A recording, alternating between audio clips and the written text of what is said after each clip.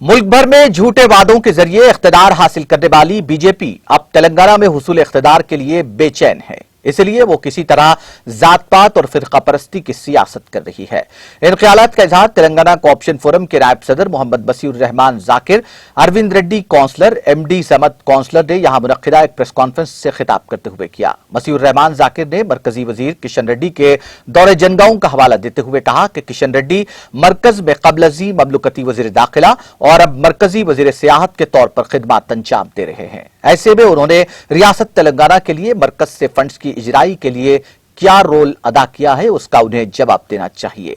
उन्होंने कहा कि जनगांव जो एक सियाहती मकाम की हैसियत रखता है, उसके लिए किशन रेड्डी ने मरकज से कोई बजट की फराहमी को यकीनी बनाया है और न ही उनके पास जनगांव को खुसूसी सियाहती मकाम की हैसियत से मुतारुफ करवाते हुए उसे सियाहों के लिए पुरकशिश बनाने का कोई मंसूबा है।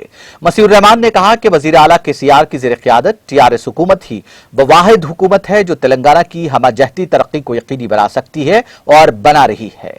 उन्होंने कहा कि रुकन असेंबली मुत्ती रेड्डी यादगिरी रेड्डी ने जनगांव में मुख्तलिफ महाजों पर तरक्की के जरिए जनगांव को तरक्की याफ्ता हल्के में तब्दील करने के आज़्म के साथ काम कर रहे हैं और उन्हें तमाम फिरकों की ताईद हासिल है। उन्होंने कहा कि बीजेपी कायदीन सिर्फ झूठ और फिरका परस्ती की सियासत पर अमल करते हुए तेलंगाना आवाम को बेखौफ बनाना चाहते हैं। टीआरएस हुकूमत की स्कीमात से आवाम, किसान, दलित हर कोई फायदा उठा रहा है।